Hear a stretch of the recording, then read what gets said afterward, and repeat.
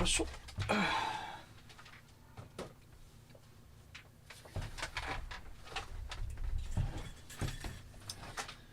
Oh, everything is in the way of my face. Let's see. There we go. All right, and we're back. Let's eat some dinner.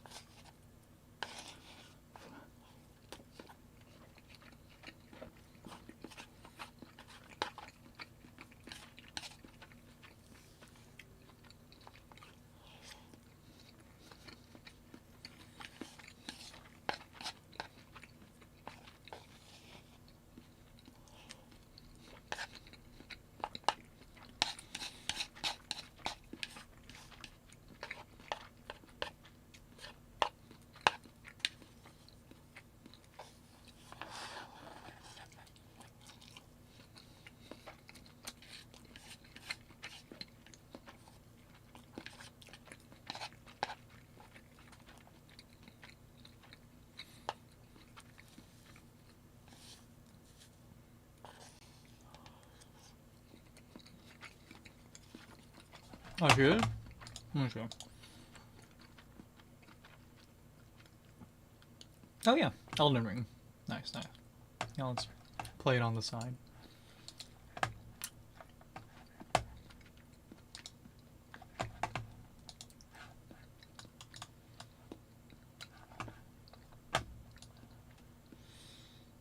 Thanks for the heads up. Excuse me.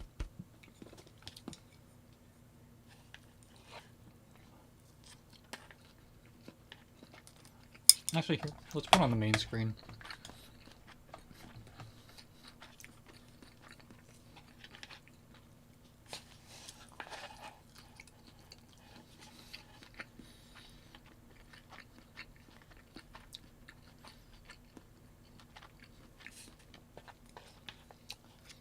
Oh, really?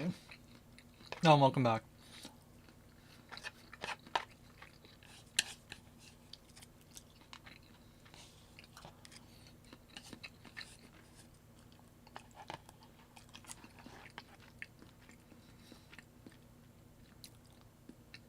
Chirami.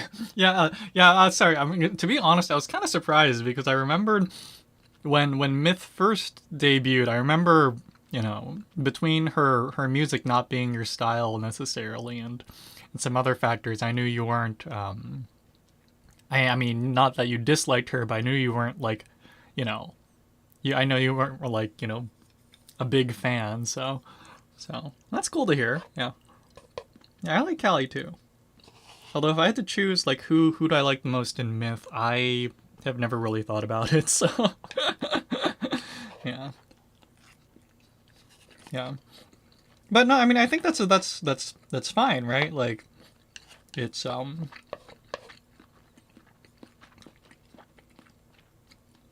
mean music isn't her everything, right? So yeah, that's true. She's definitely been the most what do you call it? Straightforward about how she feels. Yeah.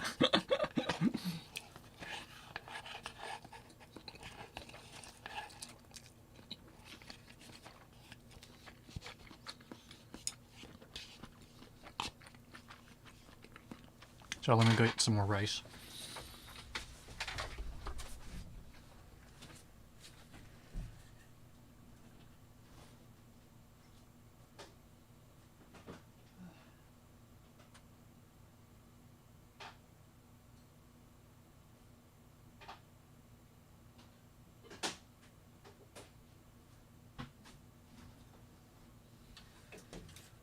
Yeah, good rice makes everything go down easy. Excuse me.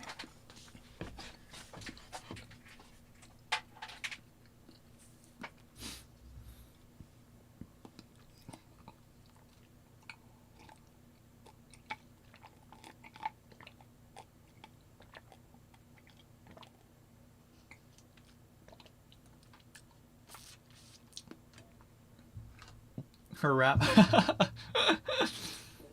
It sounds forced. You know, I don't necessarily disagree with you. You know, but I think with any artist, right, there are some hits and there are some misses. So yeah.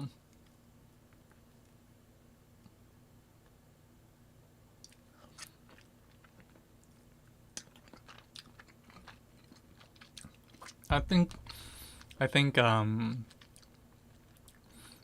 think I like Red the most, honestly. Which maybe is I don't know how people feel about that because yeah. But anyway, I feel like I liked Red the most so far. Not that there's anything bad, but you know. But I do agree that sometimes it does seem a little forced. But I feel like that happens with rap in general, right? I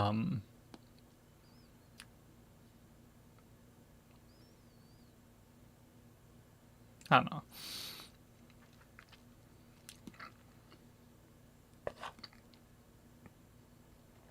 Although part of me it feels like the reason why I like Red the most is probably because I'm just a fucking weeb. But I feel like rap is hard, you know? Rap is hard. At least, you know.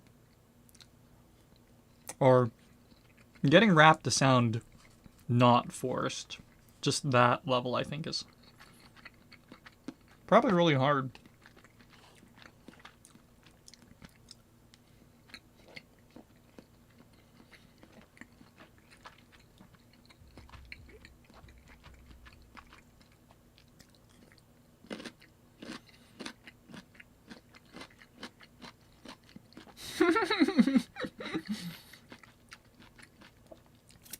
I'm sure it's just the community's developing or something. I mean, you know.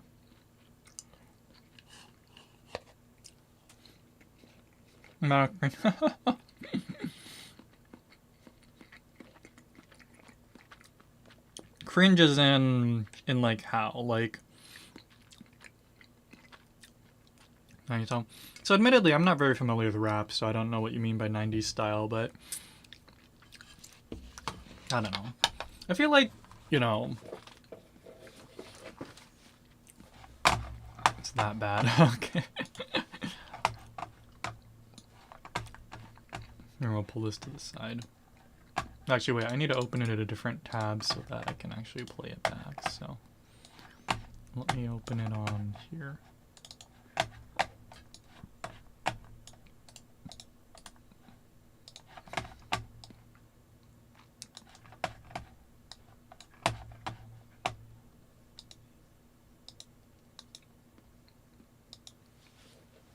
And Shida-san, yeah, go ahead and link it.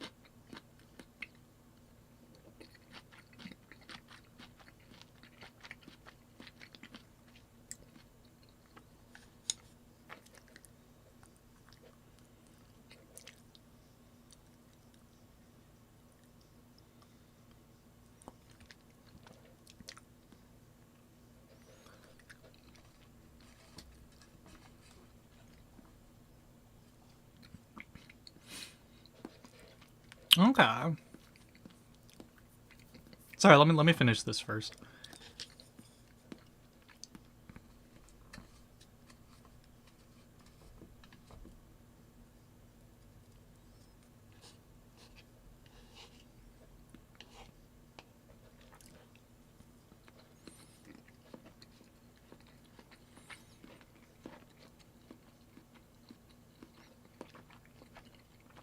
Yeah, like, see, this is good.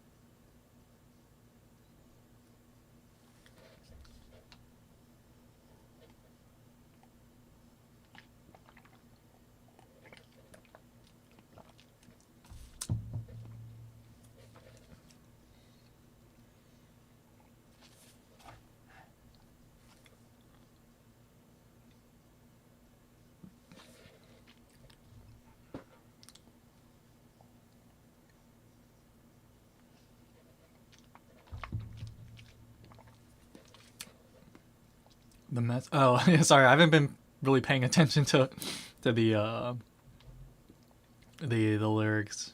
Part of it came in, but I wasn't really paying attention to it. Sorry. I'll go take a look at it in a sec. Um. Well. I mean, although, okay, so let's do the opposite of what people usually do with their palette, and let's totally butcher our palette with this Viet rap or whatever it is. Yeah, but so the one thing I want to say is that this kind of, I think, what is it called, freestyle, the kind of rap where you're kind of just thrown like a beat, I guess is what it's called, and you're just supposed to kind of go with it, and like you battle people or something. I feel like that's the kind of rap that I've heard a lot, and or in passing, I guess.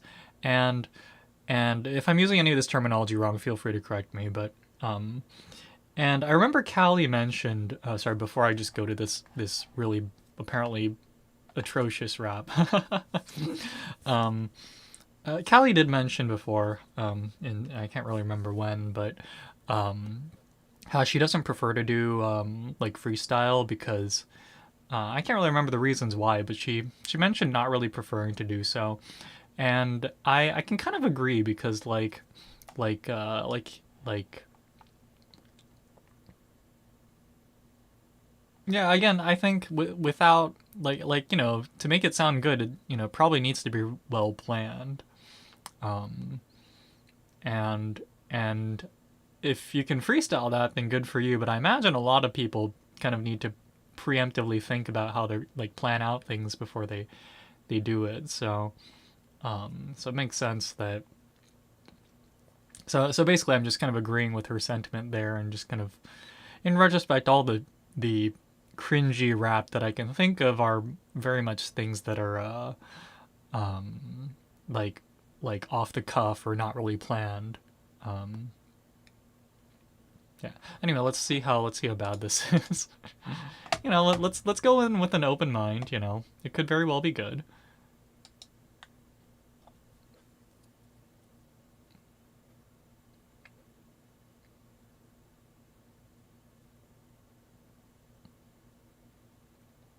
I always wonder who makes these music videos, and like who's the one that choreographs these music videos. Oh, 2:30 mark. Okay, sorry. 2:30 mark. I always wonder who choreographs music videos because like they're so out there sometimes.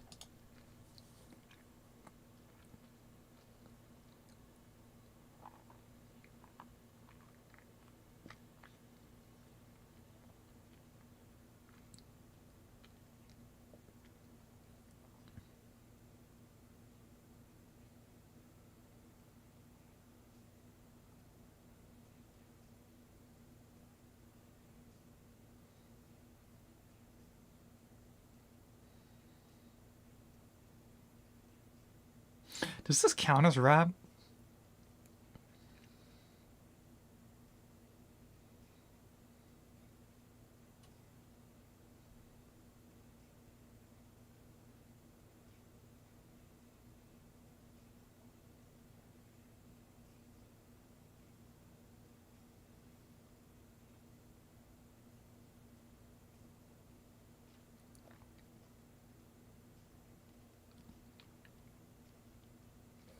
And then I guess at this point it's come back to the at the 3 minute 30 mark or so.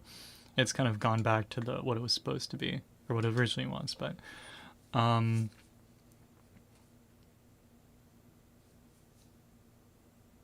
was that supposed to be rapping?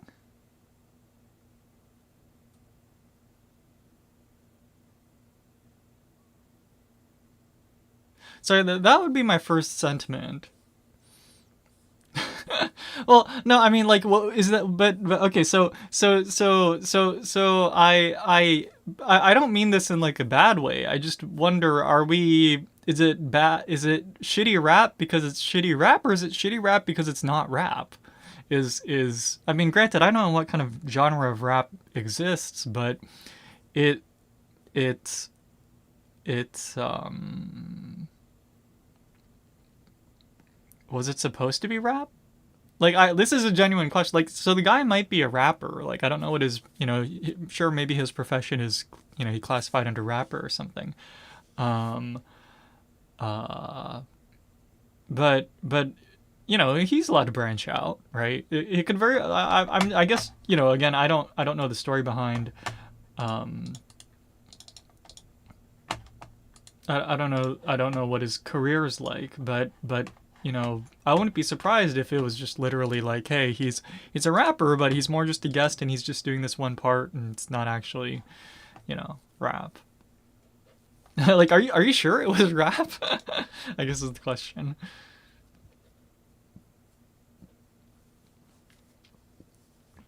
I mean, maybe it's yeah, I don't know.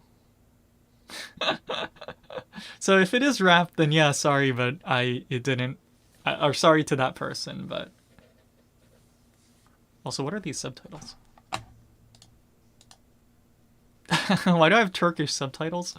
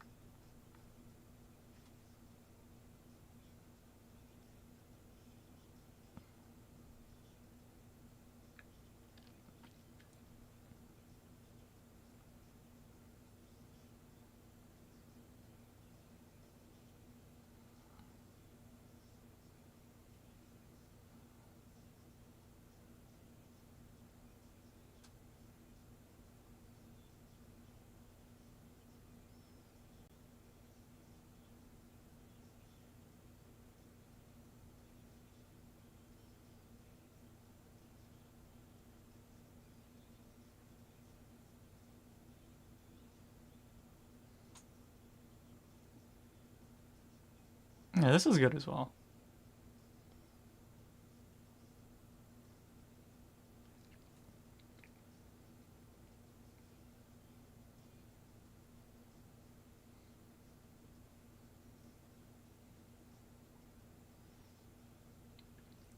Why is there more rap like this? Oh, oh, trap music. Let's say trap is what kind is trap? Sorry, there's too many genres. I need to carry just like a booklet of notes or something, I guess, to keep track.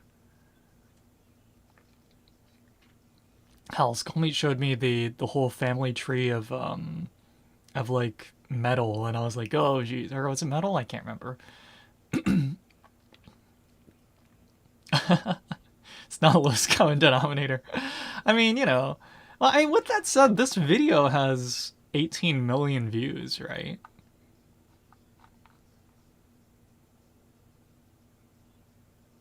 I mean, divide that over a decade since it's been out, and it's, you know, almost 2 million views a decade, or a year. That's sounds like it's reasonably popular.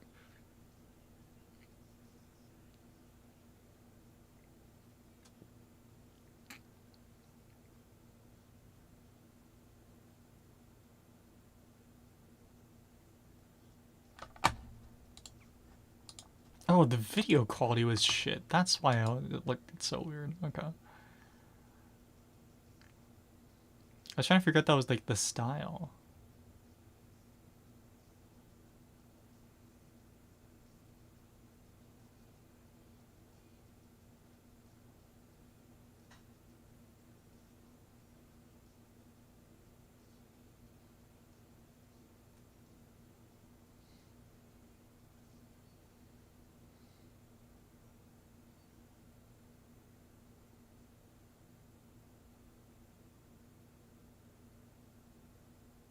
Oh, that's Windows X, or sorry, that's Windows 7. That's Arrow, so it must have been Windows 7. Sorry. It's good. It's a good song though. Sorry, I just had to be that person. I mean, I guess 10 years ago, right? Windows 7 was probably the, was no, Windows 7, yeah, was definitely the the main operating system at the time. Yeah, I remember. I had a Windows 7 PC. I totally skipped Windows 8 and 8.1. Sorry, let me go get some rice. Some more rice. I'm almost finished. Yeah, again, good rice. Good rice makes food go down really easy. Good.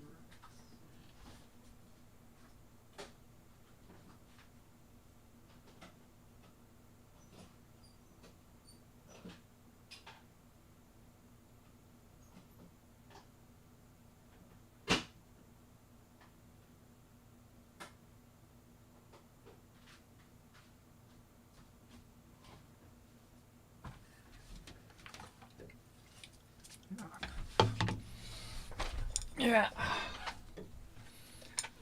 Ow.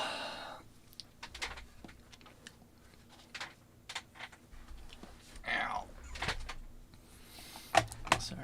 Yeah, but so again, so we got some good examples of, or we got some examples of good rap, and as for why Viet rap is bad, I am working off of one data point, but I'm questioning if that data point is even an example of rap at this point. So.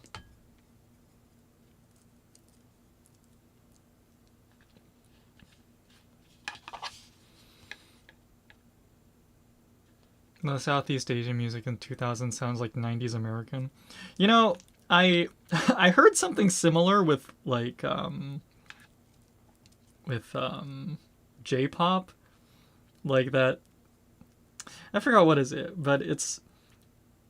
I mean, if I had to guess, it probably is what you might be hinting at, which is that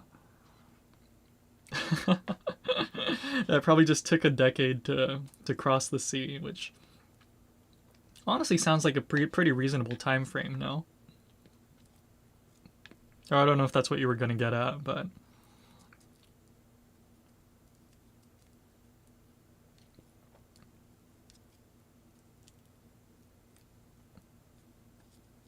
Yeah, but that's good to hear. That's good to hear. Yeah. Well, oh.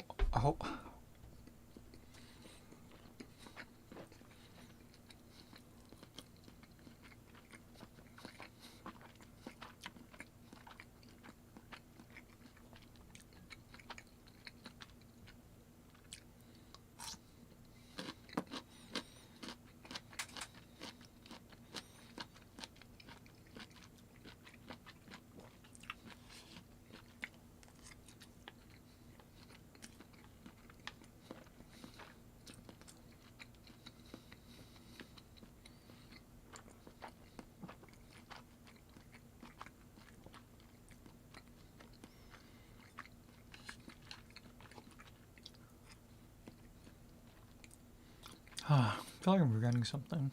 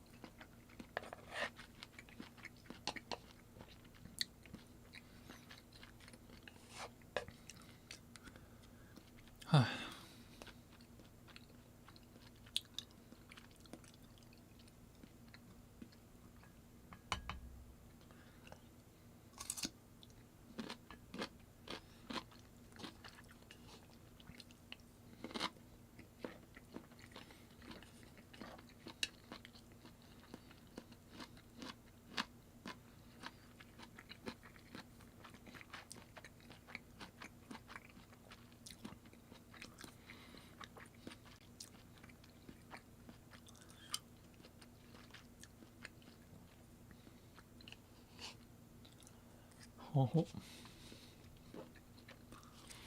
All right.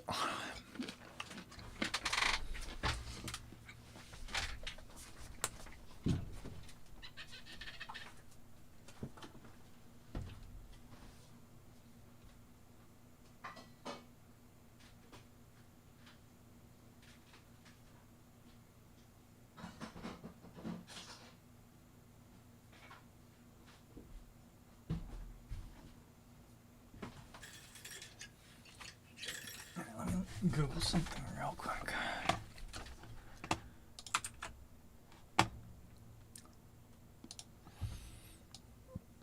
So sorry, I wasn't looking at the screen. What happened?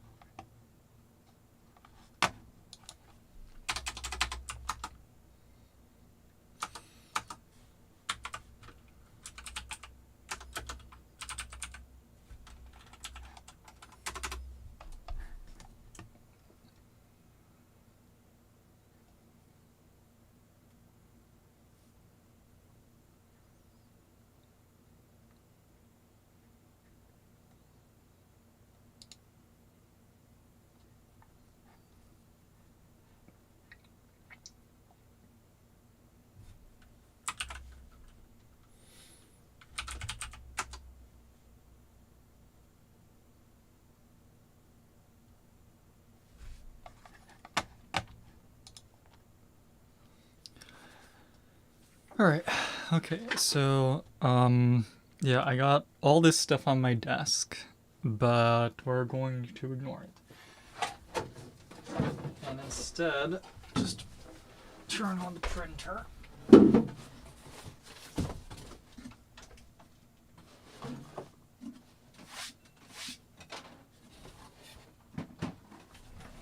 Oops. Stop. And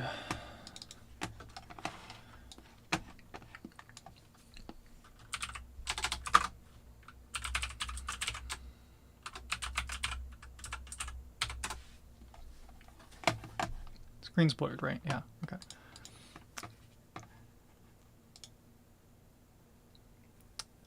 Oh, finally. Okay, awesome. Okay, end of the month then. It's, what? Six more days. Okay, perfect. Yeah. Nice. I mean, you know, if it takes more time, then I won't be mad. But to say that I have been, I've been a little bit impatient, to be quite honest. All right, so let's electrostatic ammonia trapping.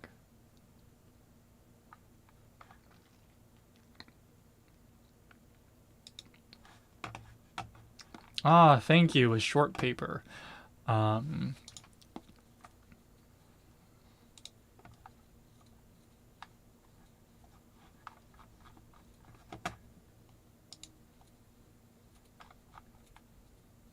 Electrostatic ammonia trapping.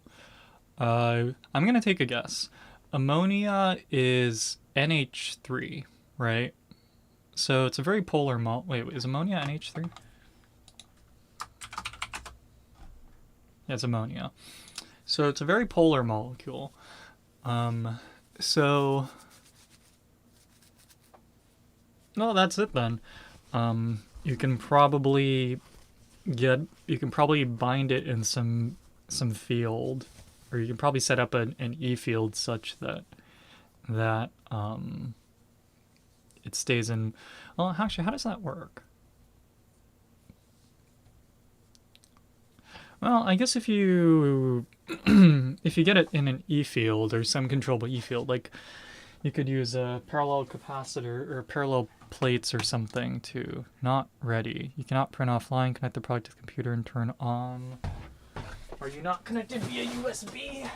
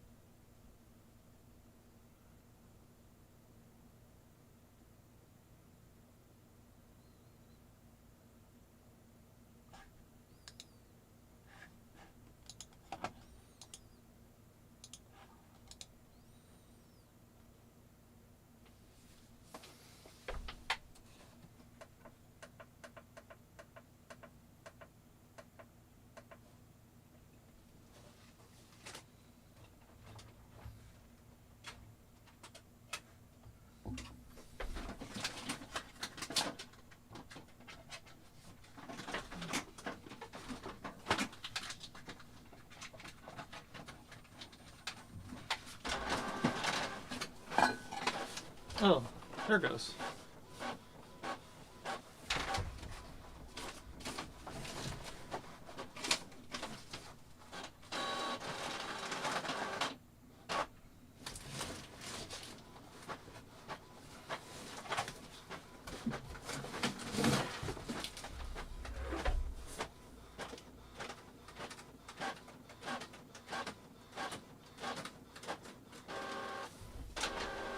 Oh, it got totally fucked up. Great.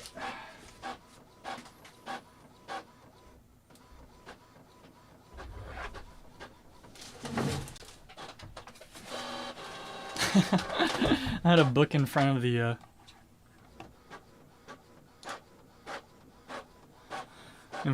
printer, and it totally messed up the double-sided printing.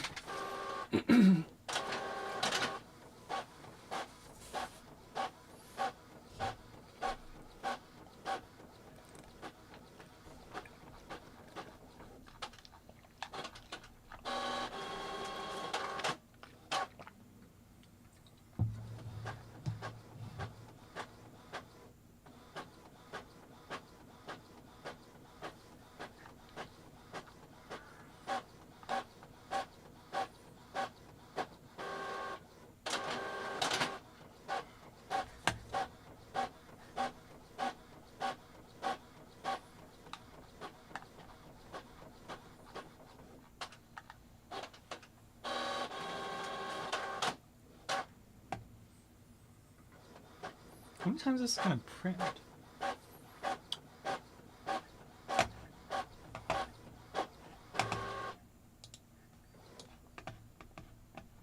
New wallpaper. Oh yeah, sorry. I actually didn't watch it, or I didn't actually take a look until earlier today. So yeah, it's I mean, it's good. I'm gonna be honest. I prefer simpler images for wallpapers. Like I prefer them to be kind of visually simplistic. So I think as a wallpaper, I kind of actually prefer that more than some of the previous ones. Like you know, a good illustration is different from a good wallpaper, right? So I don't know, I feel like as a wallpaper it fit a little bit. Yeah, right, exactly. It's nice and clean, and I feel like for something you're gonna have in the background all the time, right? Like, I think that visual cleanliness moises welcome, or if you're looking for cute anime girl with a cat in a voice, sorry to disappoint. If you get this, feel free to stay. Yeah, but yeah. As a wallpaper, I think it looks it works really well. Yeah. You know, that's honestly one thing I've kind of, you know, I don't really do any I don't really modify my desktop all that much, right? Like at most I put a dark, a dark color friendly background. That's the most I do these days. But before, I did a decent amount of like, tinkering, and although I've kind of forgotten how to do it all. But and yeah, it's always a struggle because it's like, oh man, I want to make this I want to use this for my background, but the moment you actually put it on the background, it's like, oh, there's so much visual like stimulus. So it's always a struggle to find a good middle ground. All right, sorry. So, all right, literature review, electrostatic trapping of ammonia molecules. Okay. Okay. And it says letters to nature. Okay. I wonder where they got this from, or this PDF from, but whatever.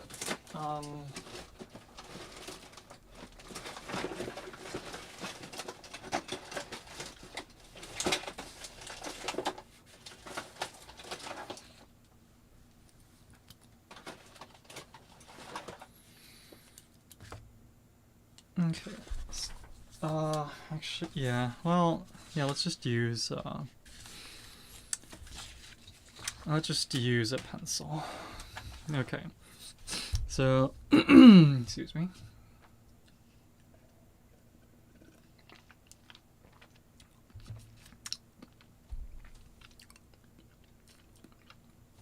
All right. Oh, probably should look up, practice good posture. So, the ability to cool and slow atoms with light for subsequent trapping, citation 1 through 3, allows investigations of the properties and interactions of the trapped atoms in unprecedented detail. By contrast, the complex structure of molecules prohibits this type of manipulation, but so atoms, yeah, you can trap. By contrast, the complex structure of molecules prohibits this type of manipulation, but magnetic trapping of calcium hydride what does calcium hydride look like?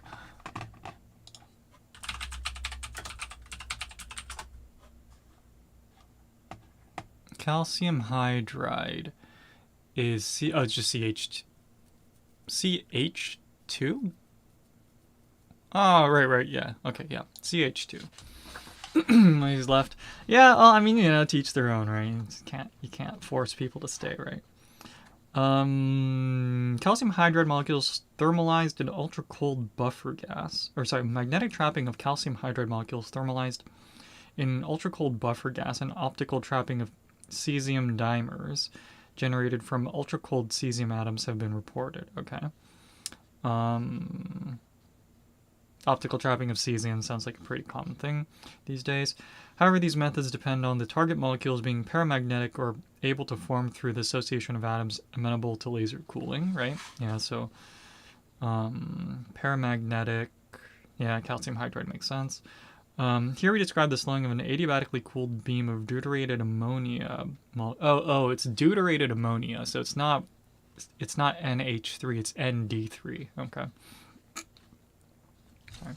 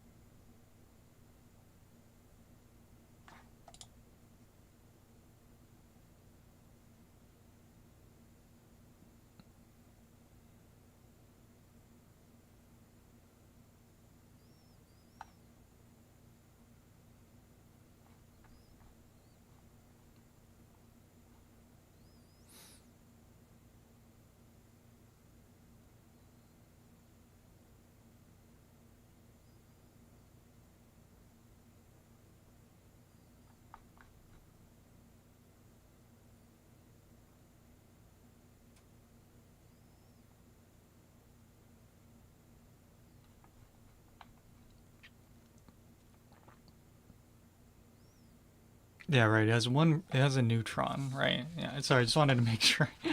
No deuterium was okay. So,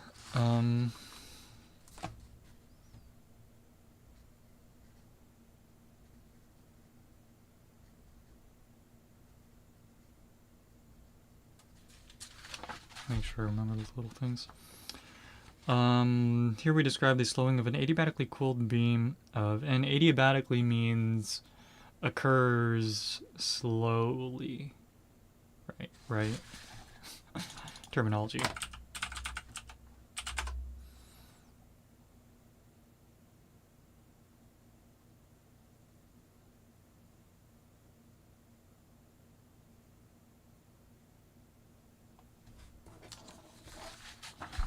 Yeah. Subsequent loading into an electrostatic trap. Okay. We were able to trap state-selected ammonia molecules with a density of 10 to the 6th centimeters inverse cubed. Oh, that's a density, right? And a volume of 0.25 centimeters cubed at temperatures below 0.35 Kelvin. We observed pronounced density oscillations caused by the rapid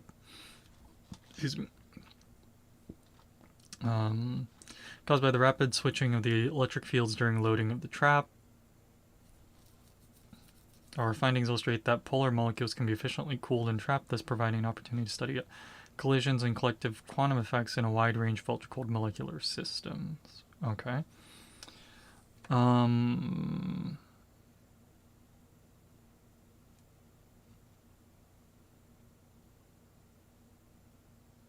Well, that's just the introduction. Okay.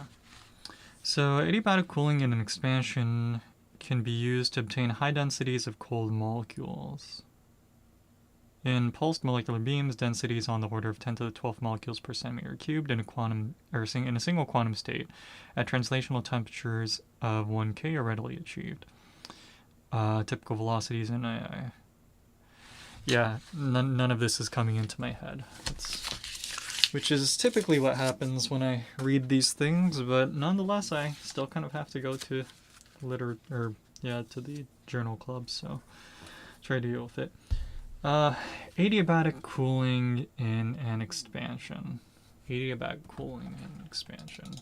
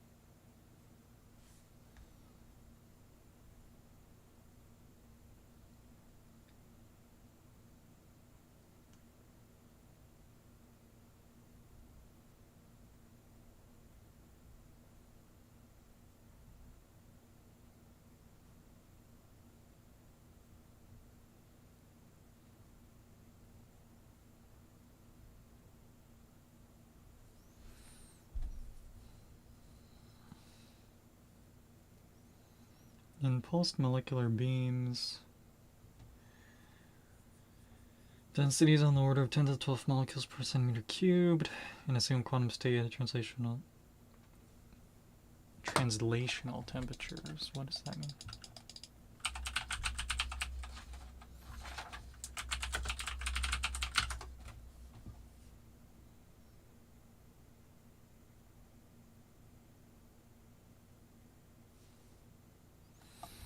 Sorry, what does it mean by translational temperatures? In pulsed molecular beams, densities on the order of 10 to 12 molecules per centimeter cubed in a single quantum state at translational temperatures of 1K or 1 Kelvin are readily achieved. What is a translational temperature?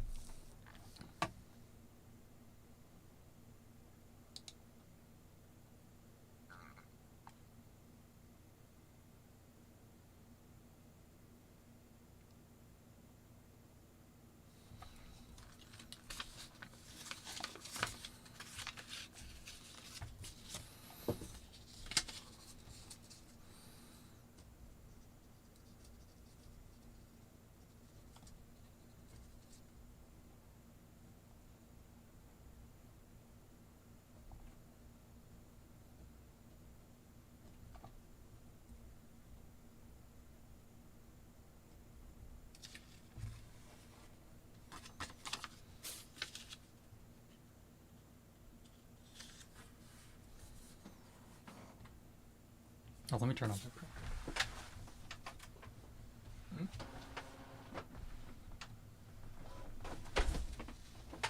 turn the power off. Yes. There we go.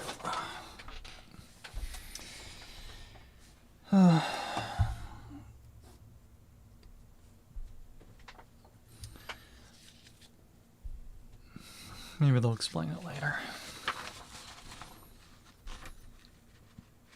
Typical velocities in a molecular beam are in the 250 to 2000 meters per second range. However, typical velocities in a molecular beam are in the 250 to 2000 meters per second range. However, preventing trapping of these thus preventing trapping of these dense low temperature samples in the laboratory frame.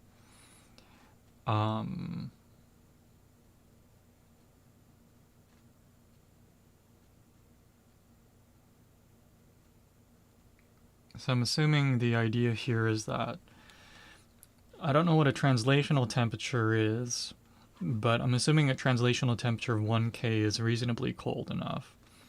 However, they can't load these into a typical, maybe an optical trap, because the velocity of the molecule at that temperature is still significantly fast.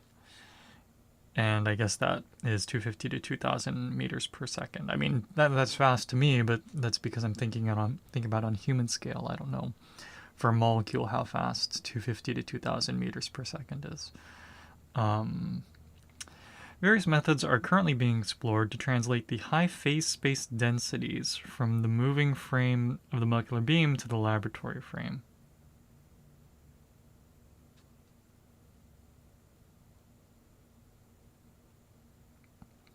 Various methods. Let's see. So phase space is phase space diagrams, right? Like.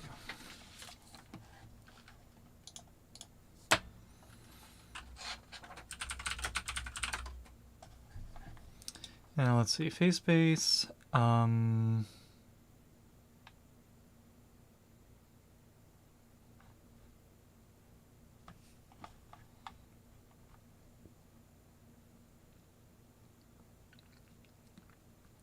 Is this phase space as in the phase of a wave and then the position of a wave, or is this phase space in the sense that a phase space diagram shows all the possible states of a system on one graph?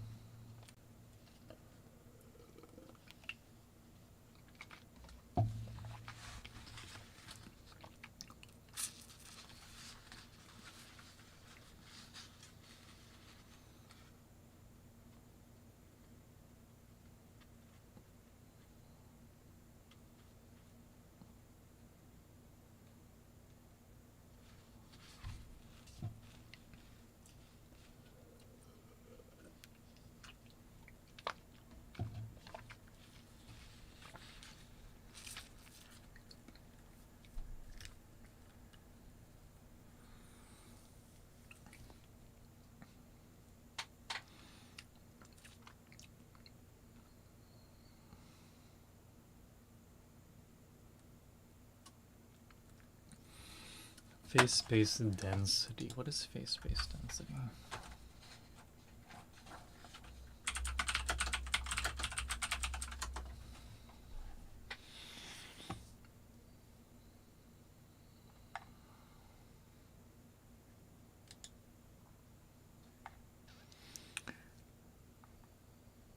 Let's see.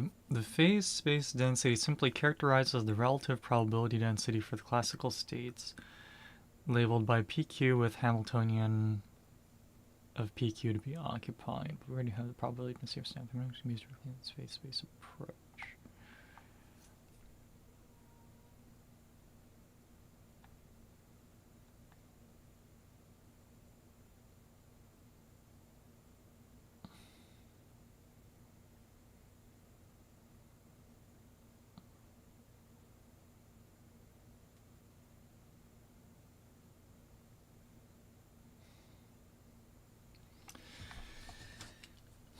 Okay.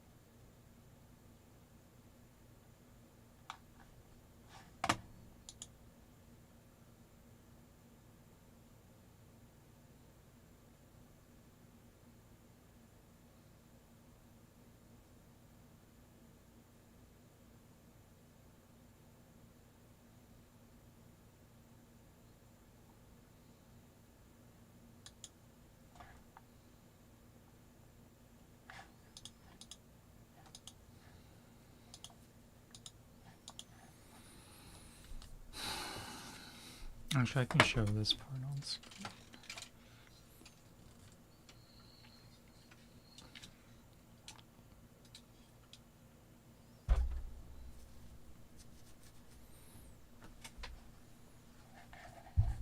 Probably keep it pixelated, but probably more interesting to show this.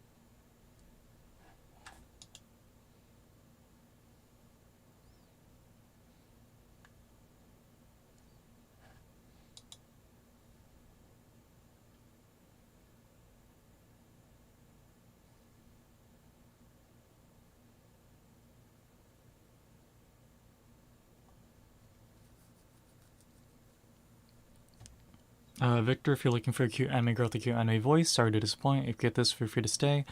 Food. Actually, no, unless you consider what do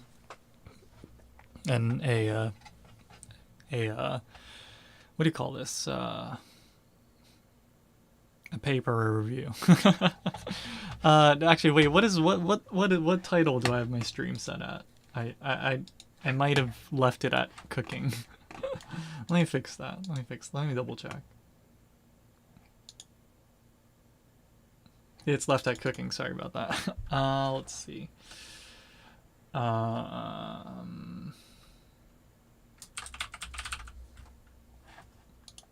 say reading. Okay.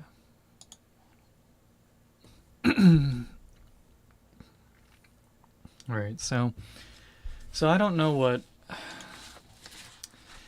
this paper means by various methods are currently being explored to translate the high phase-space densities from the moving frame of the molecular beam to the laboratory frame.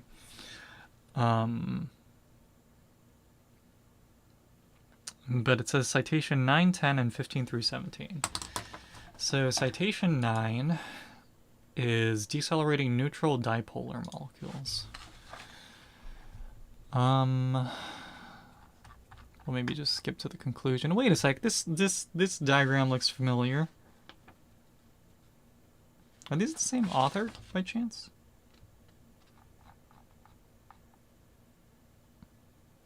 It is. It is the same author. That's why the diagram is the exact same.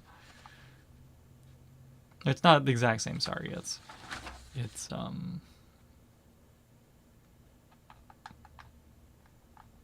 there's a little difference.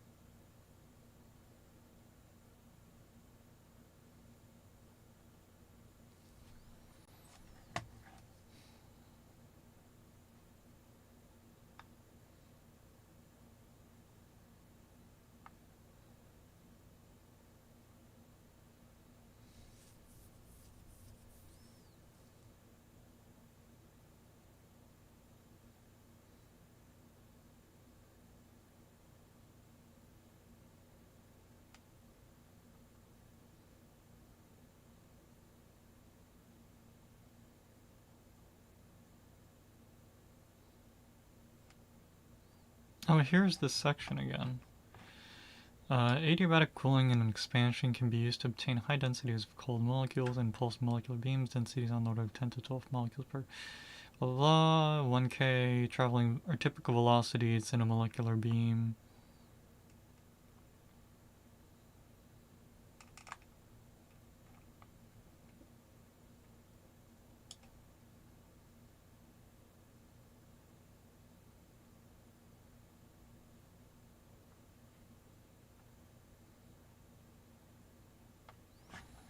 So it's in their 6 through 9 citation. What is... I wonder if it's the same as their 15...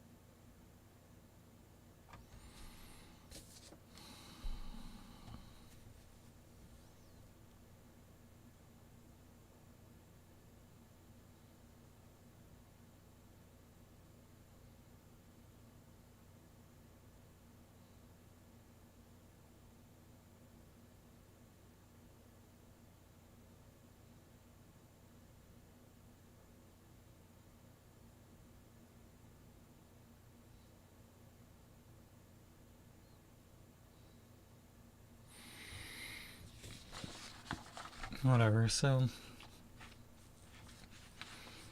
details aside,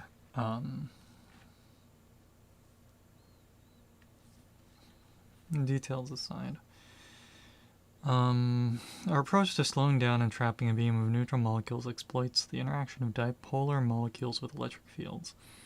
The experimental setup consists of a compact molecular beam machine schematically indicated in Figure 1. A pulsed beam of Nd3 is produced by expanding a mixture of less than 1% Nd3, where D is deuterium, into xenon, I think is Xe, right? So some neutral gas.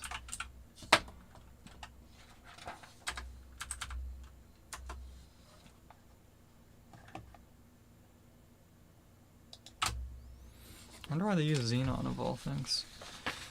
Okay.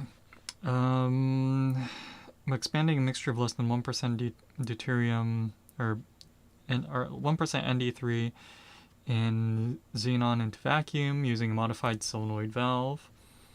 Sorry, so a pulsed beam of Nd3 is produced by expanding a mixture of less than 1% Nd3 in Xe into vacuum using a modified だから何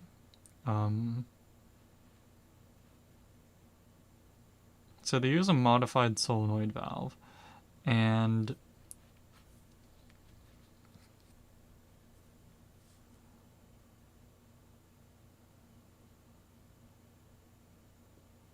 what does it mean by into vacuum in this case? Is it in the vacuum and the solenoid activates, or somehow does the solenoid push it into a vacuum? That doesn't really make a lot of sense to me. Well, let's look at diagram figure 1. Experimental setup, from left to right, a gas pulse of ND3 and xenon exits a cooled pulsed valve with a mean velocity of 280 meters per second. So from left to right, the deuterated ammonia in xenon exits a cooled pulsed valve with mean, so it's around here, it's about 280 meters per second.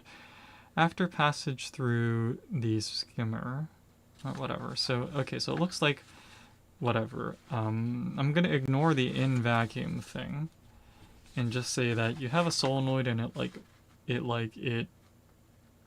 it pushes a pulse of deuterated ammonia in xenon. Okay. Seating with deuterated ammonia in the heaviest rare gas together with cooling of the pulsed valve results in a mean beam velocity of 280 meters per second, okay? The velocity spread is approximately 50%, corresponding to a translational temperature of about 0.8 Kelvin in the moving frame. Only molecules in states that gain stark energy with...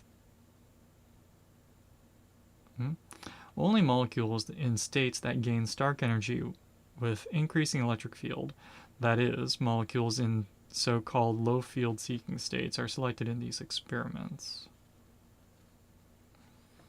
The only low field seeking state populated in the molecular beam is the 111 state, where you're using JKM quantum numbers. I think these are quantum numbers, which is upper inversion level in the vibrational grounds. I don't know what an inversion level is.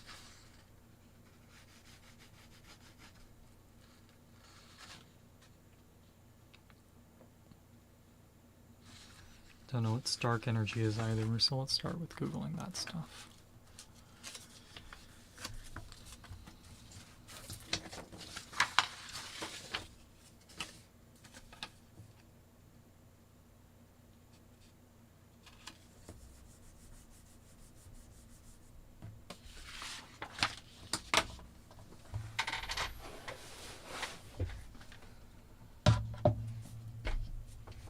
I'm gonna refill some water.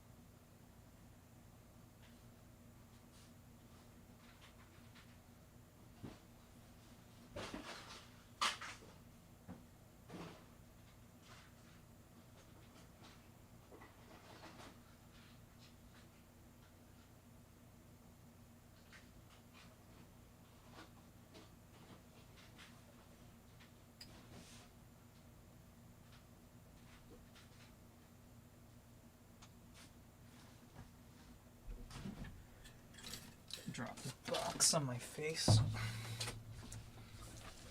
Oh. Okay.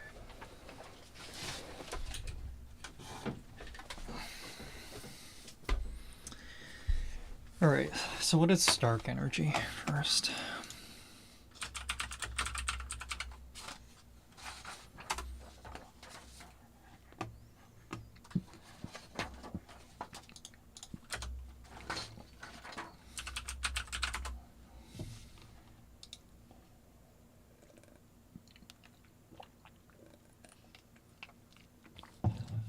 Okay.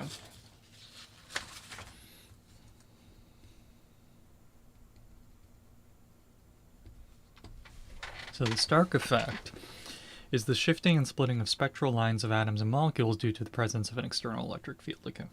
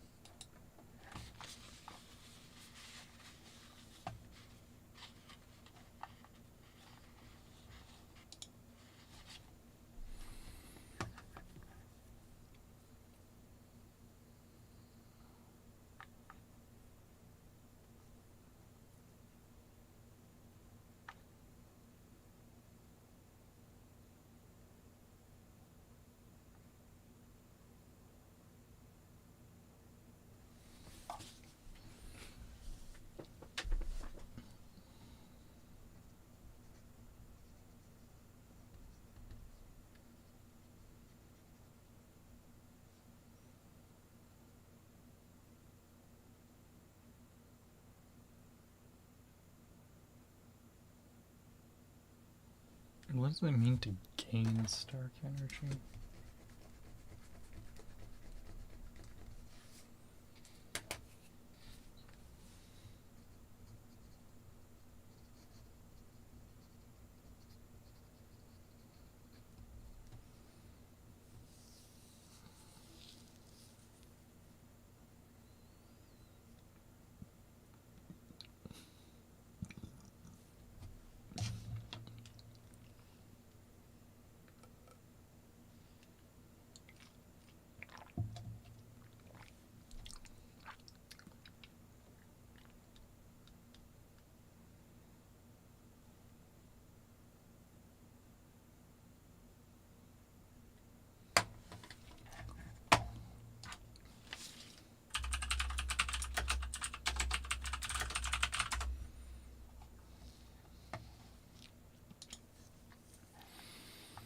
Sorry, so an electric field pointing from left to right, for example, tends to pull nuclei to the right and electrons to the left. Okay.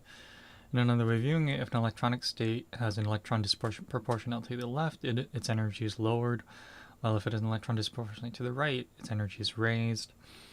Other things being equal, the effect of the electric field is greater for outer shell electrons because the electron is more distant from the nucleus, so it travels farther left and farther right.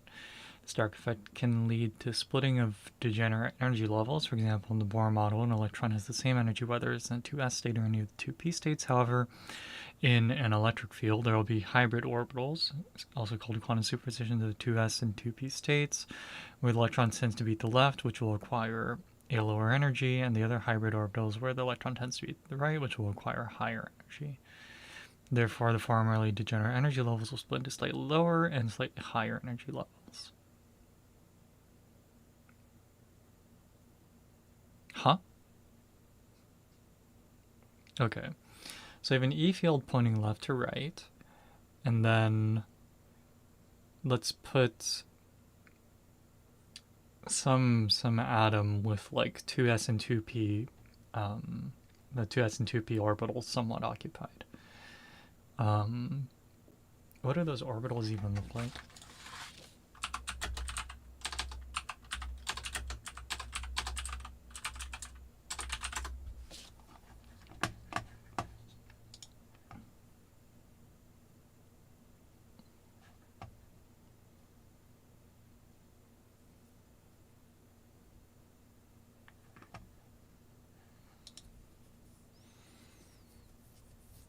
So the 2s orbital just kind of looks like a sphere, but the 2p orbitals look like a figure 8, right? Okay.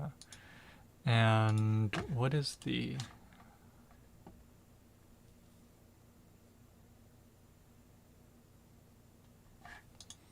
And how does that lead to... okay. So if you had a 2s orbital in this electric field, then if the electric field is pointing left to right, then the electron would be pulled to the left. So within that sphere, that sphere where the electron could be is going to shift slightly to the left. Okay, so it's mostly on the left in such a case. Okay. They're saying in the 2p case,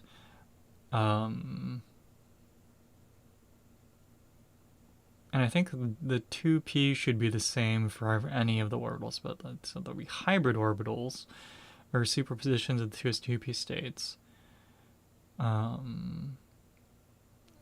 What do the hybrid orbitals look like? I don't remember, like, at all.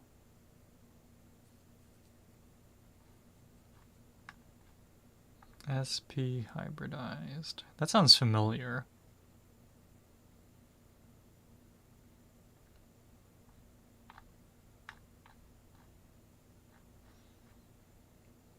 I should have paid more attention in chemistry. I mean, I tried to pay attention in general chemistry. It's just too hard. Anyway. All right. Okay. So the sp hybridized orbital. Okay. Let's draw that again. So,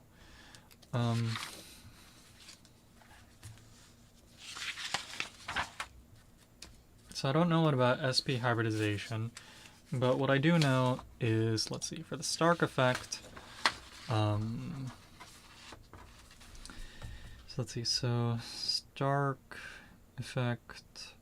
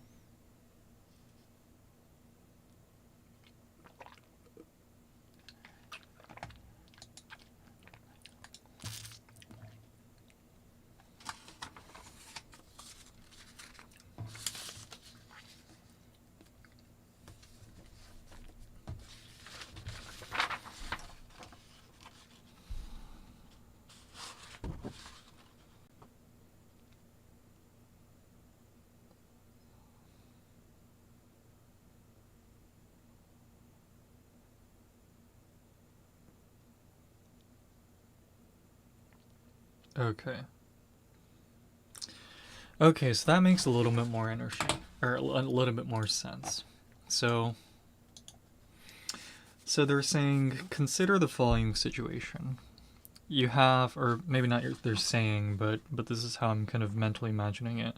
Consider, well, just a blank experiment, right?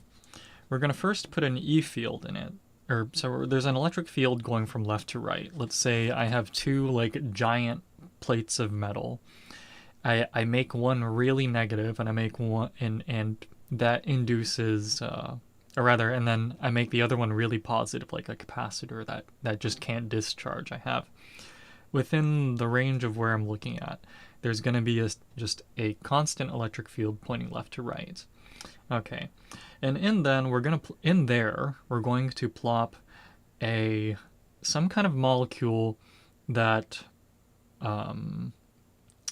some kind of molecule that has s and p orbitals. So the Stark effect is wait, sorry. So it's gonna have sp orbitals, just hypothetical. I'm not really gonna think about what molecule it is. And then sorry, I'm kind of just talking to myself.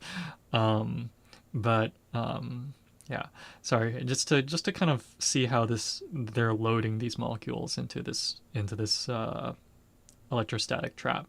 But okay, so we have the experiment. We put in something with S and P orbitals.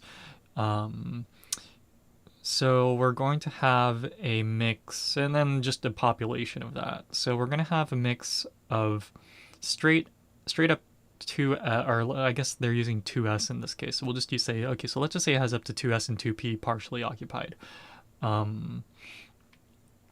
Then just looking at 2s and 2p, we'll have the 2s state occupied, 2p state occupied, and then we'll have some hybridization going on. So we'll also have, so in terms of the populations of the type of orbitals we're looking at and the electrons that occupy it, we're going to have electrons occupying 2s, 2p, and then 2sp, I guess. Is that the right nomenclature? It's been a while since I took chemistry or general chem. So they're saying when you have that kind of, so we have this mix of populations, and when we put them in the static electric field, say pointing left to right, then in the case of the 2s and 2p, the position of the electron is going to be relatively wait, the electric field is pointing left to right. So huh? Oh, right. So the left side is a higher electric potential, sorry. So the left side has a higher electric potential than the right. So electrons will be pulled slightly to the left. Okay. So in the 2s, which is just a sphere, right, the electrons are going to be, their position is going to be biased to the left a little bit. 2p, likewise, it's going to be biased to the left. Except when we look at the sp hybridization, then we get it, yeah, sp is like super lopsided, right? So like s and p are somewhat symmetric inherently, if I remember correctly, right? But then sp is like super biased into one direction. So, and I guess in that case we would say they'd be biased to the right. So now we have, okay, so now within this population we have molecules that have electrons that are slightly biased towards the field and away from, in the direction of the field and away from the opposite of the direction of the field. How, okay, and they say the electrons and the electron wants to be on the left, right? So the amount of energy, or the amount of energy required to keep the electron not on the left side, aka in the sp hybridized orbitals, is going to be higher than the energy required to keep the electron in the towards the left of the of our system. So that's why they're saying the 2s and 2p electrons will be lower energy than the sp hybridized electron when you put it in an electric field. Okay. And that's when so in this Wikipedia page, when they say that the electron will tend to be on the right and acquire higher energy, what they're saying is that if you take just this jumble of 2sp or 2s, 2p, 2sp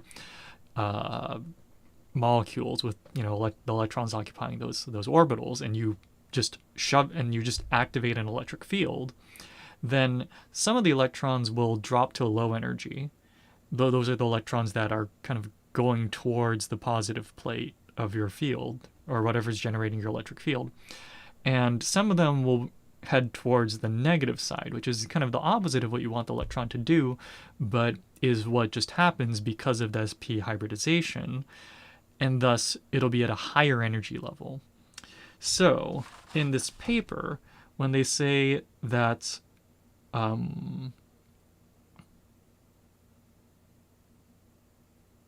okay, they're saying in the paper, so that's kind of contextual knowledge, and then they say in the paper, only in molecules in states that gain Stark energy with increasing electric field, and they say that is, molecules in so-called low field seeking states are selected in these experiments.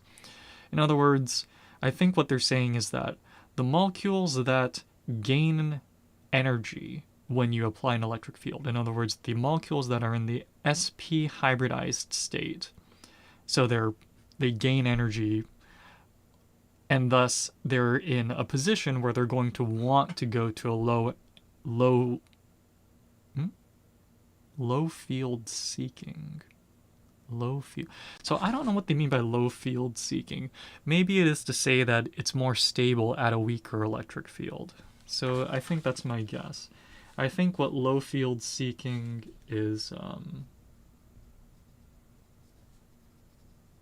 means that is just referring to, or a low field seeking state is a state that is more stable in a low field, aka a state that gains energy or requires energy to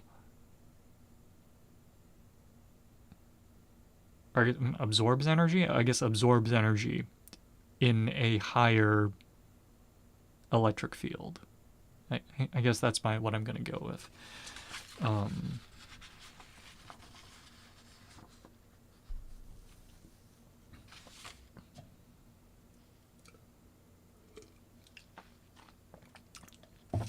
Reading. The article is Electrostatic Trapping of Ammonia Molecules by Bethlehem, Burden. I do not know how to pronounce the majority of these names. Yeah. Okay. So anyway, so we were just discussing one paragraph, or literally the third paragraph of the paper, and it's discussing the Stark energy. Stark energy is just it's this idea that there are energy levels that an electron can be at, right? And then some of them overlap. There are some states of an electron that have the same energy, but you can distinguish between them by, say, putting it in an electric field or in a magnetic field. That's called the Zeeman effect. And when you have energy level splitting, that is, you can distinguish between them now, due to the introduction of a magnetic field. And the Stark effect is the same thing, but with an electric field. There are some situations in which if you put a molecule or some target, something, whatever you're looking at, in an electric field, then what used to be indistinguishable states, they had the same energy, so there's no way to really see between them. Some of those under an electric field do start to have different energies, and therefore can be distinguished. Chapters of a book I started today not work but counts as reading. Honestly, the best kind of reading is the reading you don't have to do for work, right? Because, here, I don't know when I started reading this. I must have started reading it maybe an hour and a half ago, I guess. Or, probably more like an hour ago. But, within that hour, I literally got through 2 paragraphs. It's not a fun experience. It's interesting, and you know, it's necessary to be aware of what exists in the world, right? But is it fun? I don't know. It's kind of for school research. Okay, so, well, but I don't know. Did he get to choose the research topic?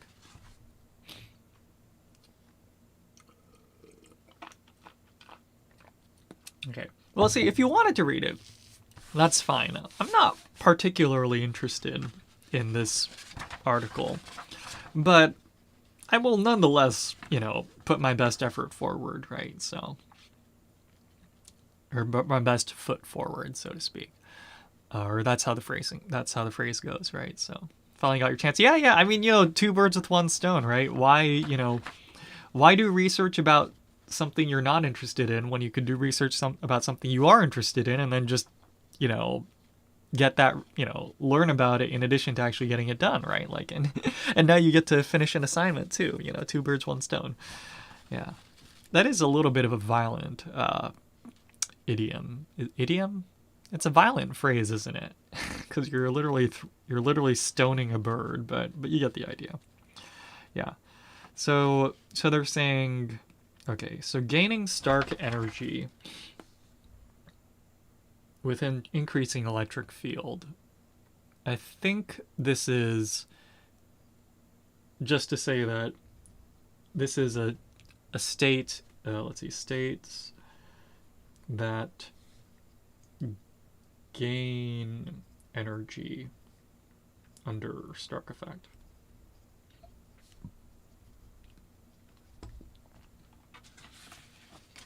"2,000 Leagues Under the Sea." Oh, okay. Wait, am I wrong, or is that like a really long book? I feel like, isn't it? I've never read it, but 20,000. Did I say 2,000? I meant to say 20,000. Was it not a really long book?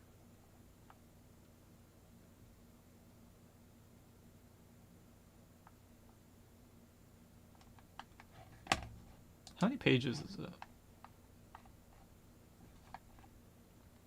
20,000 pages, yeah. Yeah. So low field seeking. It's probably means more stable at lower fields. Okay, so I think that's what they mean by low field seeking. Let's see. The only low field seeking state populated in the molecular beam is the JKM111 upper inversion level in the vibrational ground state. JK. How do you get this? How do you determine this?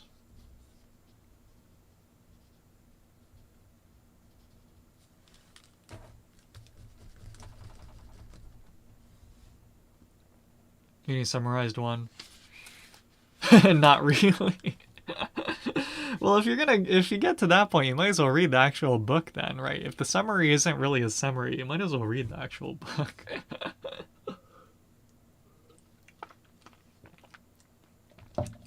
At that point, yeah. I mean, it's good that you're, you took the opportunity though, right? Because you said you'd been meaning to read it anyway, and it looks like you're gonna able to do that, but also get an assignment done, right? So that's good. That's good. Let's see. So.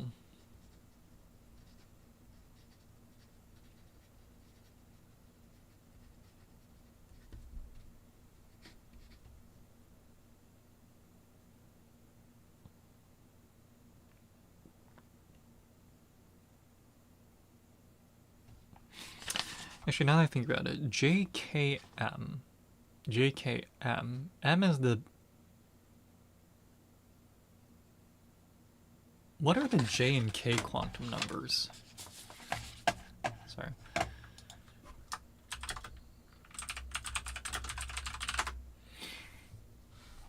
J is, I think, total angular momentum.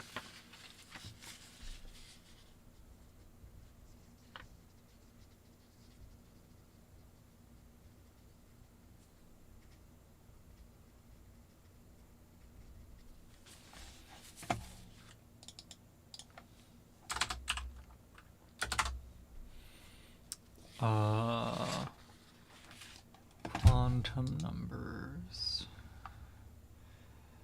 Your friend dad and oh, okay. So it's been inherited for it's a few, it's it's kind of it's been the book's been in the family.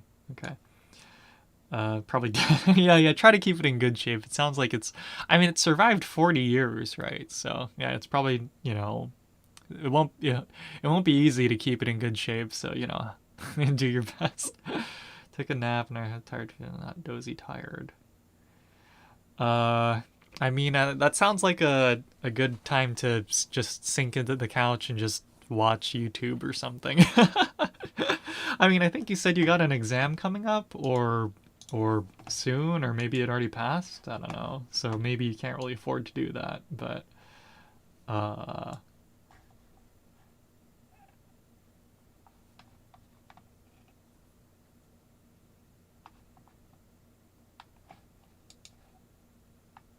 midterm on Wednesday. Oh shit. Yeah.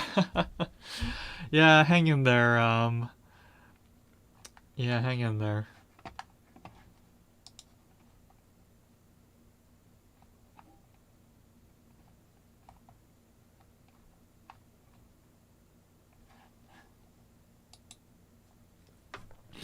I just want to finish this paragraph. So we'll or I don't know. So JK, what is the quantum K quantum number?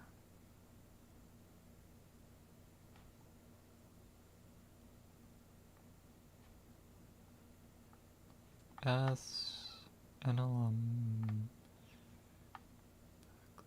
JMP. What is K?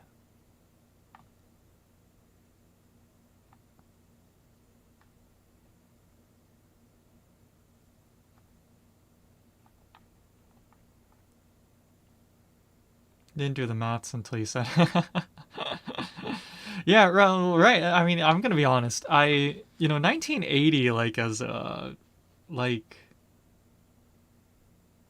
Berkeley does. Yeah, yeah. Finish the module. All right, sounds good. And I'll try to get this paragraph done, which I know sounds kind of like an easy task, but then again, it also took an hour to get to this point. So, yeah. What is the K quantum number?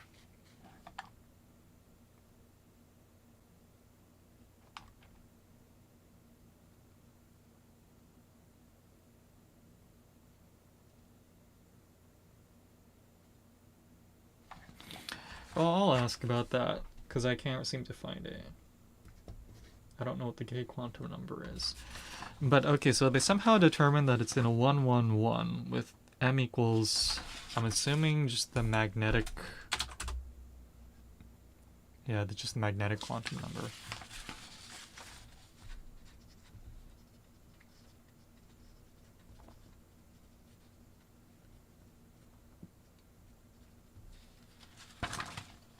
Oh yeah, sorry. Yeah, the 80s, like, I mean, obviously I wasn't born, but sorry, that was probably loud.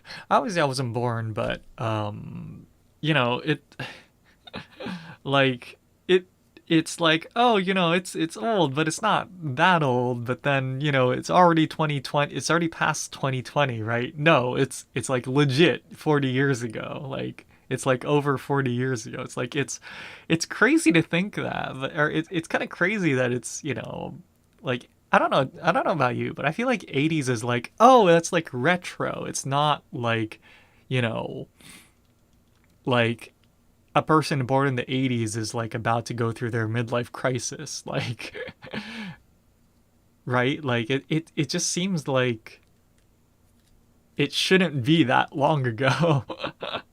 I mean, maybe for you it's different, but for me it feels like the 80s shouldn't be that long ago. Like it should be a while ago, but it should be like, oh, that's kind of funky and retro and, like, but not like, damn, like legit someone born in that year would be like going through their midlife crisis around now. Like it doesn't feel like that. Like someone born in 1980, right? assuming that they just got like a bachelor's and then they went into the workforce and maybe they struggled to find a job for a year or two, would still have, and if let's say they stayed at their one job, if we were to track someone down like that right now, like they would have been at their job for over a decade and a half, right? Like even like if they finished their bachelor's and then even if they dicked around for like a few years, like if they finally did get a job and they just stayed at that job, like by the time we would have caught up with them, right? Like if we said like hi, they would have been at that job for over a decade and a half. Like that's kind of crazy to think, isn't it? Like and that book would have been there the entire time, right? Like sitting on your dad's shelf or whatever. It would have been there the entire time while this person was born all the way to, like yeah, like that's I don't know. It's just to me, it's like kind of an insane amount of time to think of. Yeah, having a teen crisis. I think that's just called being. I think that's just called growing up. But anyway, yeah. You said you had some math to do, right? Or oh wait, no. I guess sorry, no. You meant like calculating that. So I guess I don't know. Are you done for the day? You got everything finished, or let's see. So upper inversion level. What is okay? Wait. So Stark effect. There is an inverse Stark effect, which is to say. So I'll put inverse Stark effect question mark.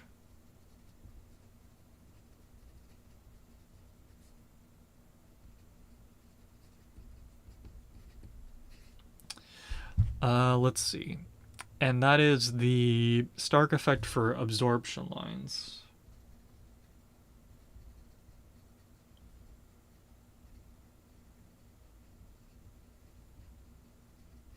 Does that make sense? For today, yeah. Okay, sounds good. I mean, again, if you're done for the day, just don't worry about it, right? Like you're done. You've done everything, you've done all you've been obligated to do for future you. The rest is your time, at least until tomorrow, or at least until, the next time you need to do something, yeah. So let's see. Yeah.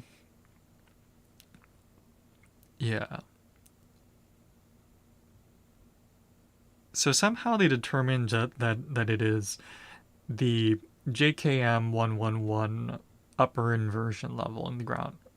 So I assume JKM is just the state name, and they're saying this is the upper inversion level of the vibrational ground state. So I'm not quite sure what the vibrational ground state is. But I guess, I don't know. I don't know what they mean by upper inversion level. Applicated? I don't. Sorry, what do you mean by applicated? I've never heard of the word applicated used like that. In fact, that's the first time I've heard of the word applicated.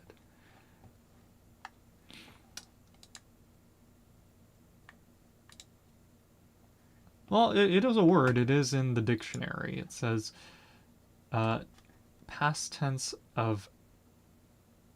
and past participle of applicate. And applicate is I guess it's a slightly out of date. To put to use, applied.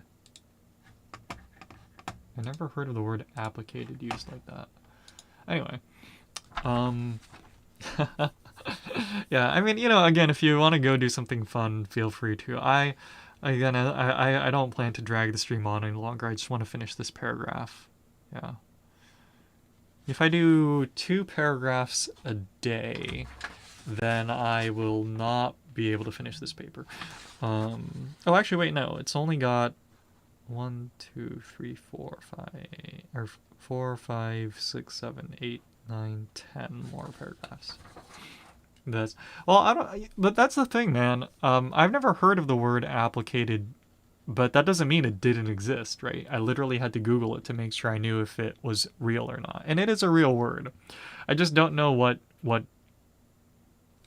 if you're using it in the right, like you could be using it right, and I just, because I've never heard of the word, I don't know, but yeah. Yeah. So applicated sounds like the past. So it sounds like applicated is past tense for applicate, which is an old way of saying apply. Like apply to, a burn on your hand, like to applicate. So, yeah, I don't know. I don't know. You have to let me know what if what other uses there are. Sorry. So, vibrational ground state. So the low field seeking state is the 111. It's approximately 1/8 of the total number of deuterated ammonia molecules in this particular quantum state. The electric dipole, wait, 1/8? Why would it be 1/8?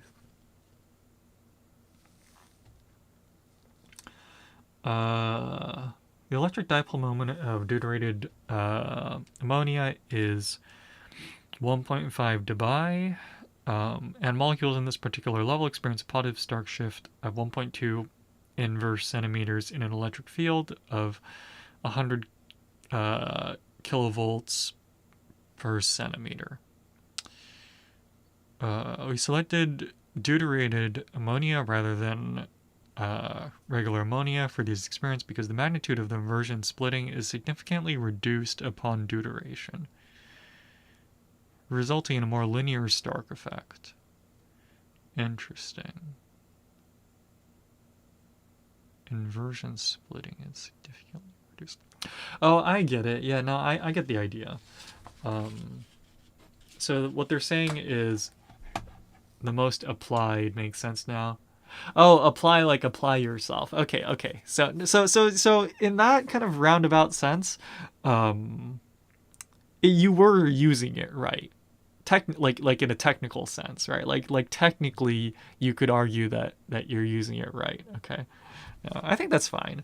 But I was also cautioned that I don't think anyone is gonna know what you're talking about. You'd have to explain it like you just did. But okay, yeah, no, I appreciate it.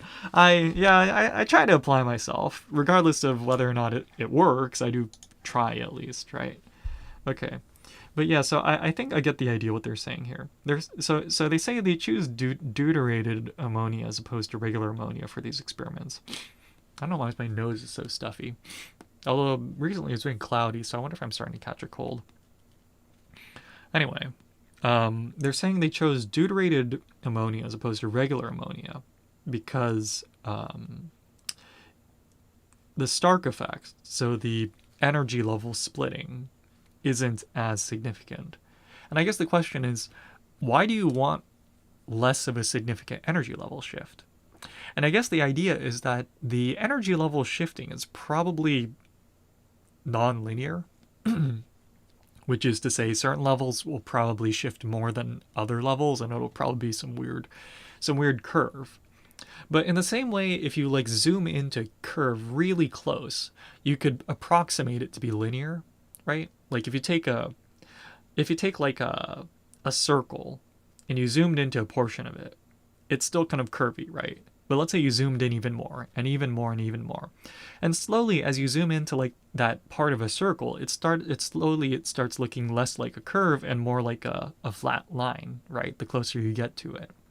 So I think in the same way, they're saying, well, if we choose a molecule that doesn't have significant energy level shifts, then if we threw it on a graph, then the difference in energy between levels will be small, and they'll be small enough that what should look like a curve now looks more like a line.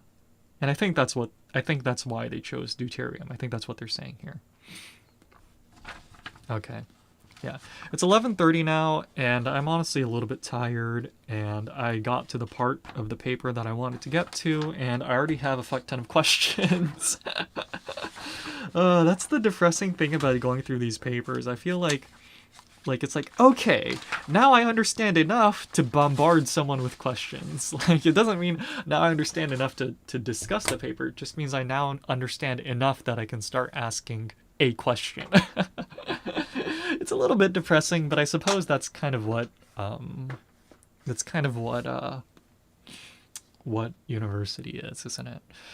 But anyway, yeah, so LSAO, thanks for staying to the end today. Chizuru-san, good luck with the rest of your module.